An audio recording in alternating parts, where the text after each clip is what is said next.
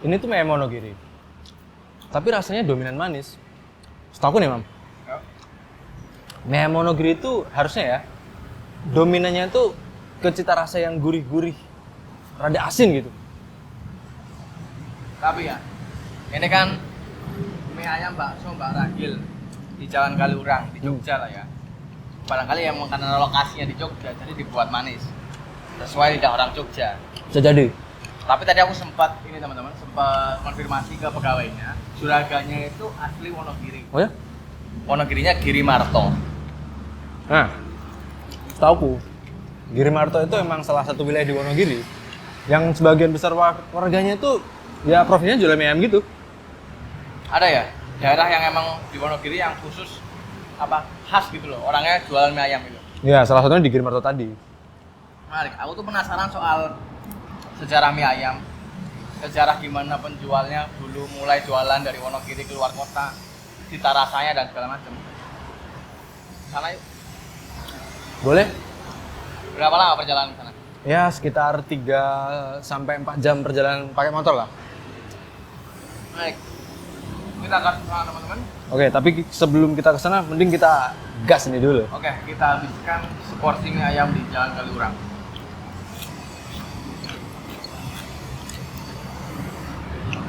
Kami melakukan perjalanan ke Wonogiri untuk mencari tahu sejarah dan persinggungan mie ayam dengan para kaum Boro.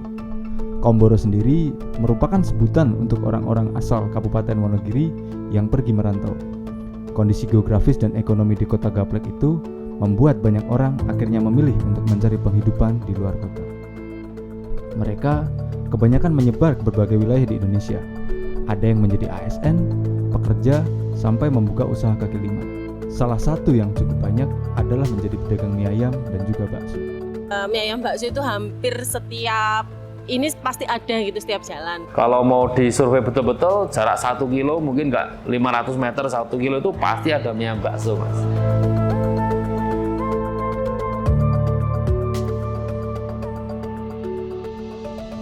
Cuaca lagi panas banget, tapi bersyukur karena akhirnya kami sampai di Wonogiri setelah menempuh perjalanan 2 jam dari Jogja. Kami datang buat membuktikan bahwa Wonogiri merupakan ibu kota mie ayam di Indonesia. Nantinya, kami bakal mendatangi beberapa narasumber dan mengunjungi beberapa tempat untuk menguji klaim tersebut. Oke, saya Helmi Sudin. Saya Ahmad Effendi, Inilah Akar Rumput. Destinasi pertama kami di kota Wonogiri adalah mie ayam es asem. Ia menjadi kuliner mie ayam yang paling unik dan salah satu yang legendaris di Wonogiri. Mie ayam es asem sudah berdiri sejak tahun 1985 dan kini dia terus bertahan dan menjadi salah satu yang paling favorit di Wonogiri.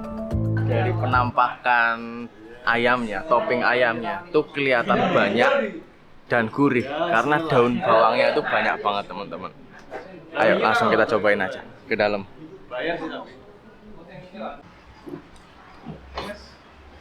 Gurih, khas Wonogiri banget. Bisa dilihat ya, bacemannya banyak banget daun bawangnya.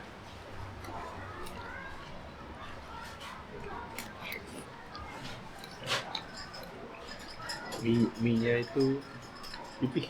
Mie-nya agak pipih nih uniknya. Dan ini mie-nya buat sendiri katanya.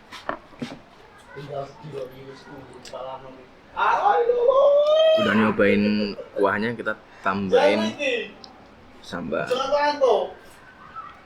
Sambalnya juga seger banget, men. Sebagai orang Wonogiri nih ya, aku pertama datang ke sini. Tapi yang bikin beda dengan mie di Jogja, pertama itu kuahnya tuh ada rasa gurihnya gitu.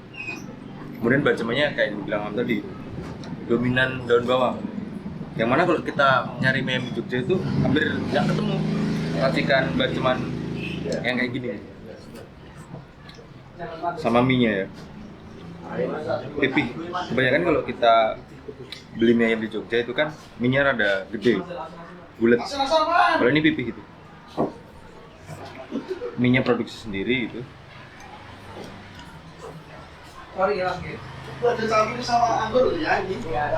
Nggak terlalu apa ya? itu nyalanya tuh nggak sekenyal yang di Jogja gitu. Jadi ini tuh cuman perlu 2-3 kali kunyahan udah hancur gitu. Putus-putus.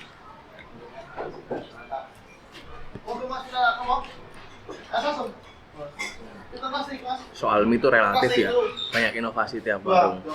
Tapi soal cita rasa, ya dominan gurihnya ini yang menunjukkan Wonogiri banget. Bacemnya juga nggak terlalu manis. Mie ayam es asem ternyata dimiliki oleh 2 orang yang berbeda. Kami pun bertemu dengan pemilik dan peracik mie ayam legendaris ini untuk tahu sejarah dan jejak rasa yang sudah terbangun sejak 40 tahun silam.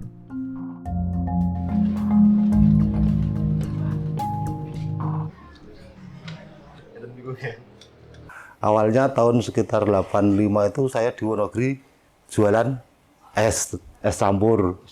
Tapi kalau musim hujan kan sepi. Iya. Ya, akhirnya saya deketi teman-teman yang dari Jatiroto, tapi sudah jualan di Wonogiri.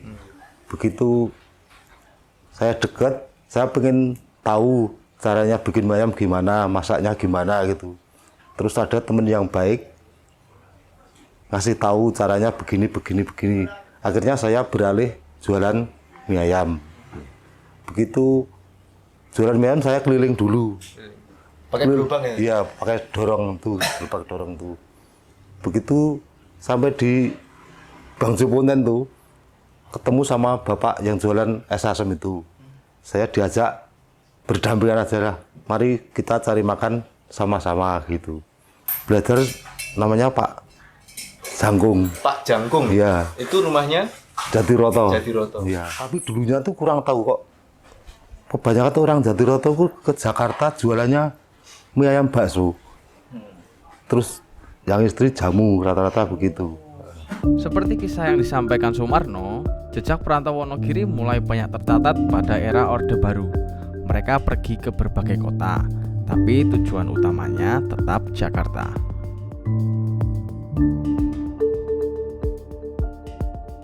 Cikal bakal daripada mie ayam Jakarta itu salah satunya ada termasuk ayah saya.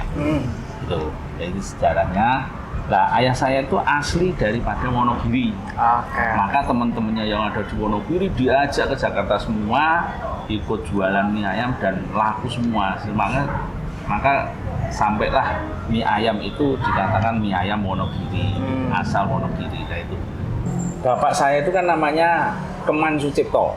Keman Sucipto kalau di Jakarta itu. Punya temen yang namanya Sirat, you know? Istilah Sirat. Nah Pak Sirat ini yang ikut orang Tionghoa. Temen satu kampung itu namanya temennya Ngarit kalau kalian tahu. Terus akhirnya setelah Pak Sirat ini bisa jualan mie dan sebagainya, bikin mie dan sebagainya, ikutlah bapak saya itu. Bapak saya akhirnya ikut bikin mie. Nah, tiap hari bikin di pabrik, dibungkusi, gini bungkus, goreng pabrik, tempat kerjaan ayah saya laku.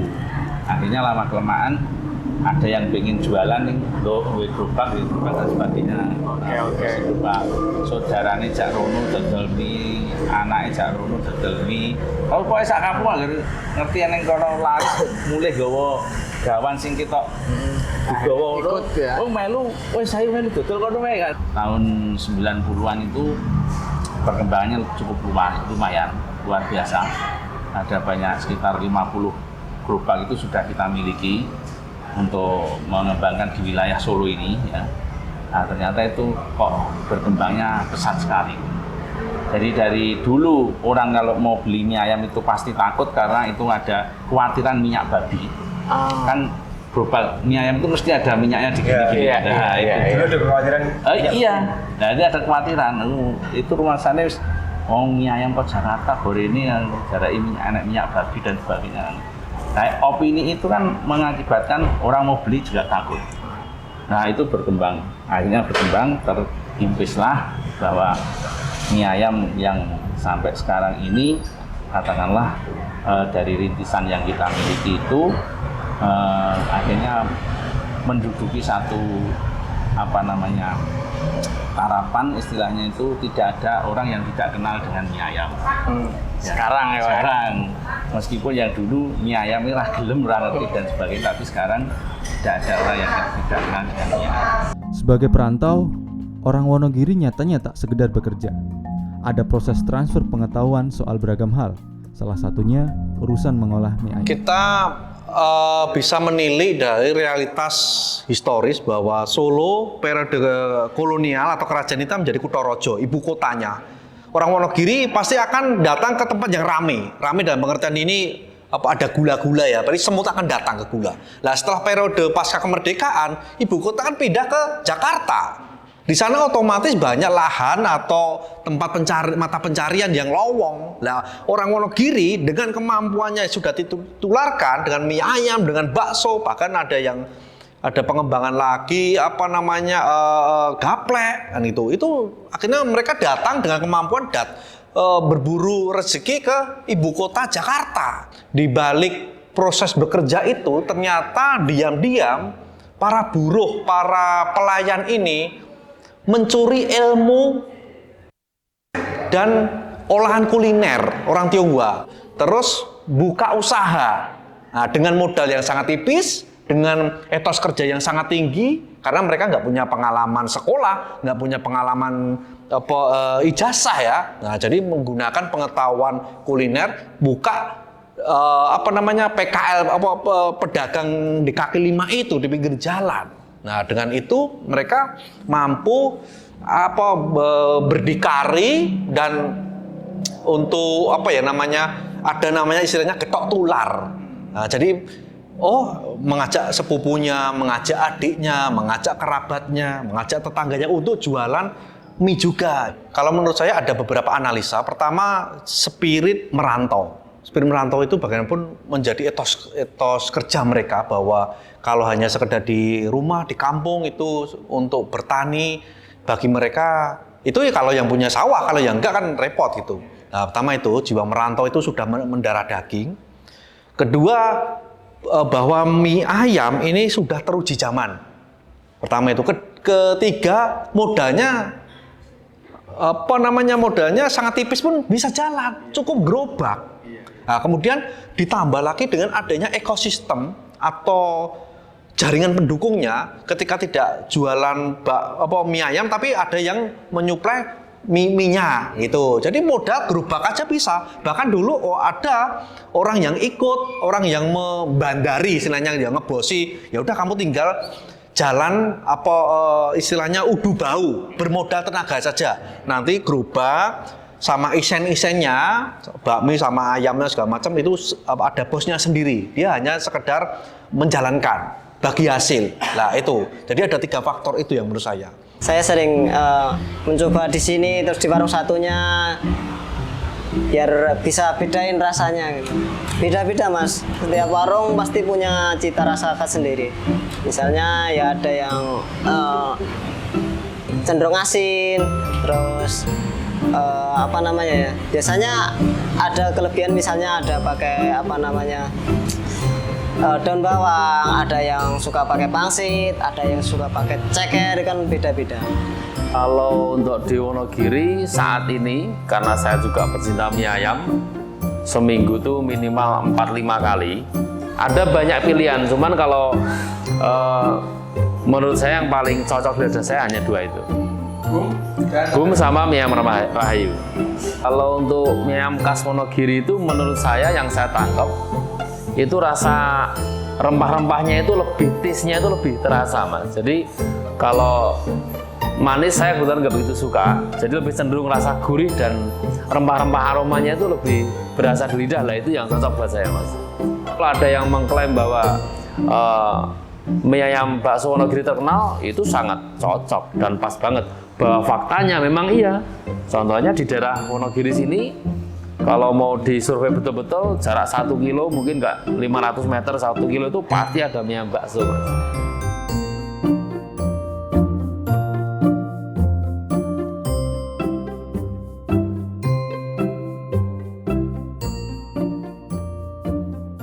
Kita tadi udah cukup berjalan kaki Cukup jauh ya? Cukup jauh.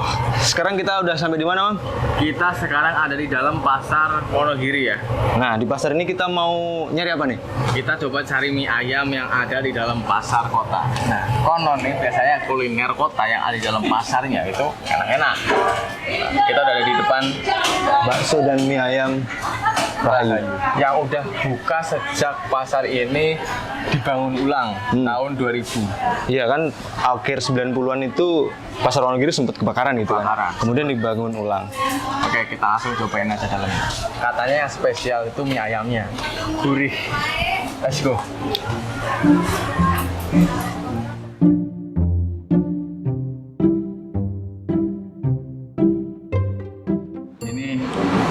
Mie ayam bakso Rahayu di dalam pasar kota Wonogiri. Ini kata yang paling ini ya? Paling enak ya di seluruh penjuru pasar. Baksonya gimana, Bang? Kalau baksonya tuh uratnya kerasa empuk, tapi pas digiles gigi tuh kriuk-kriuk apa? Geles. Aku tak nyicipin mie-nya ya. Ini bakso dan mie ayam di sini harganya mulai dari 10.000 buat mie ayam 10.000, mie ayam bakso 13.000, mie ayam bakso jumbo 18.000. Mie-nya gimana, Men? Kita kan udah nyicip beberapa tempat tuh. Ada yang pipih, ada yang kenyal. Nah, kalau di sini itu sebenarnya sama kayak mie yang lain gitu, yang kita udah kunjungi. Bentuknya cenderung kecil, ya. Tetapi di sini lebih kenyal, Mam. Nggak gampang putus gitu. Kenyal tapi nggak gampang putus. Makanya aku pikir ini bakal jadi sesuatu yang bisa dinikmati oleh semua pecinta mie ayam ya, khususnya. Kalau aku nyorot ini kuahnya, teman-teman. Kalau teman-teman lihat kuahnya, itu kuning. Baceman ayamnya kuning. Begitu dicicipin, gurihnya dominan. Dan ini bakalan cocok buat kalian yang emang nggak suka mie ayam yang terlalu manis. Tapi buat aku yang cenderung suka yang manis ya. Kamu nggak suka manis? Ya? Aku nggak terlalu bermasalah sama ini. Malah ini bisa dinikmati oleh orang-orang yang suka mie ayam manis seperti aku gitu. Nggak bikin enak lah gitu. Penyuka manis masih bisa toleran. Masih bisa toleran sama rasa ini. Oke. Meski konon terkenal dengan rasa gurihnya, ternyata khasanah mie ayam Wonogiri cukup beragam, baik secara bumbu maupun bentuk warungnya. Ada yang sesederhana kaki lima, namun ada pula yang coba mengonsep layaknya restoran. Mie ayam bakso Raksasa dan Titoti adalah contoh destinasi santap mie ayam yang konsep warungnya cukup mewah. Wonogiri itu kan luas ya, Mas. Maksudnya mie ayam bakso itu hampir setiap ini pasti ada gitu setiap jalan. Cuman kalau di Wonogiri kota memang yang paling terkenal itu kan biasanya di Titoti. Oh, sudah lama banget. Sudah lama banget dari sana, dari sini pindah sana, pindah sini lagi. Ini kan beberapa kali pindah. Ya. Teman-teman, sekarang aku udah ada di depan warung mie ayam dan bakso Titoti, salah satu warung paling legendaris di Wonogiri. Soal rasa nggak perlu kalian khawatirin, warung ini punya mie dengan cita rasa yang gurih khas Wonogiri banget. Pokoknya antara mie, baksonya, dagingnya, kuahnya, semuanya tuh perfect lah ya, atau setara satu sama lain. Selain itu, warung ini juga sejak beberapa tahun terakhir udah pakai brake gas, salah satu produk gas dari Pertamina yang unggul dan saat ini ternyata mulai banyak dipakai di usaha-usaha kuliner. Yuk, sekarang kita masuk aja ke dalam, kita cobain langsung cita rasa dari mie ayam paling legendaris di Wonogiri ini. Salah satu keunikan dari mie ayam ini yaitu mie ayamnya kuahnya terpisah. Nah, selain itu nih, kalau dilihat potongan ayamnya kecil-kecil, lembut-lembut, tapi banyak. Kalau kita cobain kuahnya, kaldu ayamnya kerasa dan gurih. Jadi buat teman-teman pecinta mie ayam gurih khas Wonogiri, ini cocok banget. Ayamnya empuk. Coba nih.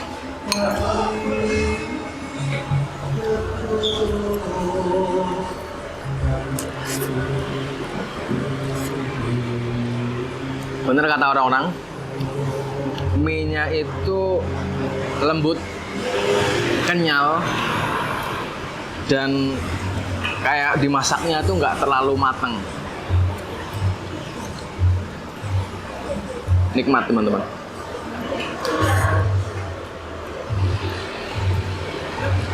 Bakso Titoti ini, bakso dan mie ayam Titoti ini justru uniknya ya, karena berkembangnya oleh orang Wonogiri, tapi dibuka cabang pertamanya di luar Wonogiri dulu.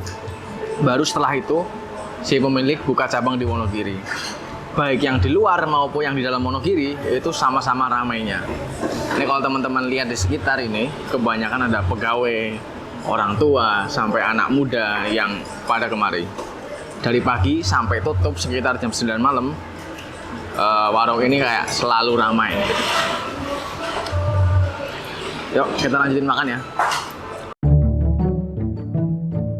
Berdirinya sendiri itu mulai tahun 1998 atau akhir 90-an Bapak mendirikan bakso raksasa ini. Kalau dulu itu dua-duanya udah ada mie ayam, bakso sama soto, tapi sekarang sotonya dari sejak corona masih kosong, belum jualan lagi. Masih kosong. Iya. Kalau yang membedakan sendiri itu mungkin teksturnya lebih lembut karena bumbunya berani lebih banyak, sama ayamnya ya mungkin pakai ayam merah. Alasan kami pakai brega sendiri itu karena mengikuti aturan dari pemerintah menganjurkan supaya pakai bregas, dan kayak nyarinya itu lebih gampang sih daripada gas-gas dan terjangkau.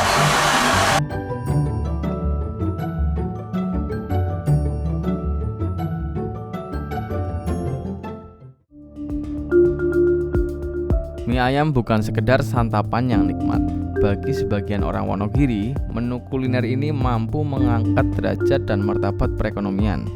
Desa Bubakan di Kecamatan Girimarto adalah saksi bahwa mie ayam telah mengubah hidup banyak orang. Teman-teman, kita baru aja sampai di depan pintu gerbang Desa Bubakan, Kecamatan Girimarto. Setelah melewati 30 km berkelok dan menaiki bukit dari pusat Kabupaten Wonogiri. Apa yang istimewa dari desa ini? Desa Bubakan itu ini Mam, terkenal dengan para perantaunya yang sukses ya, terutama para penjual bakso dan mie ayam. Oke. Nah, seperti apa ceritanya dan benarkah demikian? Mari kita sama-sama cari tahu. Oke teman-teman, sekarang kita ada di Dusun Kutuan, Desa Bubaan, Kecamatan Girimarto, Wonogiri. Nah, konon desa ini tuh penuh perantau. Ini kebetulan sudah bareng bersama kita Pak Kasno, Kepala Dusun Kutuan. Pak, mau tanya nih, benar nggak sih ini warga Desa Kutuan, Dusun Kutuan ini mayoritas perantau? Kalau mayoritas itu sebenarnya juga enggak. Tapi kalau untuk persentase warga masyarakat Dusun Kutuan itu ya dibilang cukup banyak. Kalau untuk persentase sekitar 60%. 60%. Ya yang merantau. Nah itu dia itu hanya sebatas sebagai pedagang tok, enggak ada yang lain. Pedagang, iya. Bukan pekerja ya Pak ya? Kalau pekerja itu sebagian kecil ada, tapi yang masih pemula-pemula. Itu dan kerjanya katanya di tempat milik orang sini juga ya? Iya. Oke. Kebanyakan itu berdagangnya mie ayam ya Pak ya? Ya. Dan bakso. Mie ayam, cuman kan kalau untuk dia itu untuk gimana ya istilahnya, kalau untuk jualan babu itu justru malah bakso. Mie ayam itu justru malah paketan. Jadi pelengkap gitu. Iya, untuk pelengkap. Itu pun masih dibantu sama istrinya. Rata-rata kalau orang sini itu istrinya yang ikut ke sana itu juga jualan jamu. Oh iya. Suami ini lihat di belakang. Ini kan sebagian juga dari hasil jerih payah mereka yang ada di perantauan, bisa dilihat sendiri. Kalau untuk kampung Miyagi itu kan seolah-olah kan satu dusun itu kan Miyagi semua. Kan bisa dilihat sendiri, kan tidak merata bangunnya. Ada yang mewah, ada yang sedang, bahkan juga ada yang rendah. Kalau untuk yang merantau biasanya kan kalau untuk pulang serentak itu kan ada dua kegiatan, dua momen ya. Dua momen. Kalau momen pertama biasanya kalau yang tetangganya kan ada yang hajatan. Tapi kalau full serentak pulang semua biasanya di bulan Ramadan, bulan puasa. Itu full semua di rumah itu. Momen yang paling gimana ya? Saya sendiri aja tuh nyampe ngiri. Itu kan kebanyakan itu untuk yang perantau itu yang laki-laki kan semua kan hobi burung. Iya, terutama kan burung ini burung murai. Jadi kalau pas bulan puasa itu ya biasanya kan dia kan pulang, burung kan juga ikut juga pulang. Udah dikontasin di pinggir jalan. Banget, ya bener. Justru saya itu merasa bangga, bener-bener bangga. Yang pertama kebanggaan saya itu gini. Sebenarnya untuk yang perantau ya dengan hasil jerih payahnya yang di perantau ini sudah bisa ada hasil. Bener-bener bangga Mas. Dari dulu emang perjalanannya begitu Mas. Suatu contoh, misalkan ada istilahnya satu orang, dia itu merantau ke Jakarta. Dinyatakan di sana itu kan dia berhasil. Itu nanti kalau setelah dia pulang, dia itu paling enggak ngajak anaknya sendiri dulu. Kalau enggak kan saudaranya kan saudara. Itu bagi yang istilahnya dia itu jualannya masih keliling yang pakai gerobak. Tapi kalau untuk yang dia itu udah punya warung, pangkalan itu ya, itu biasanya pekerja. Kalau orang sini ya tenaga gitulah. Itu biasanya juga anak-anak sini. Tapi nanti kebanyakan kalau dari tenaga itu sudah mahir, dalam arti mahir bikin bakso, bikin mie ayam, rata-rata dia nanti jualan sendiri. Makanya kan terus berlanjutan. Iya. Itulah yang membuat Wonogiri terus mengirim perantau-perantaunya ke berbagai daerah di Indonesia, terutama untuk berjualan mie ayam dan bakso. Wonogiri ibu kota mie ayam, sebuah klaim yang coba kami telusuri. Apakah valid atau sekedar gimmick? Tapi nyatanya, dari apa yang kami datangi, kami rasakan, dan kami saksikan, klaim tersebut memang sangat pantas dilekatkan untuk kabupaten berjuluk Kota Gaplek ini. Namun di luar dugaan, ternyata mie ayam Wonogiri itu cita rasanya nggak tunggal. Ada banyak karakter dan varian yang kami temui. Nah, Wonogiri ini sudah seperti ibu kota. Ada keberagaman di dalamnya, terutama cita rasa mie ayam ya. Ada yang gurih, ada yang asin, ada juga yang manis. Satu hal yang jelas, mie ayam Wonogiri nggak bisa lepas dari kaum Boro, para perantau Wonogiri yang terkenal kuat dan punya determinasi tinggi di perantauan. Mereka ini layak menyandang gelar sebagai duta Wonogiri sebenarnya. Itulah teman-teman, Akar Rumput edisi mie ayam Wonogiri. Sampai bertemu di Akar Rumput edisi berikutnya.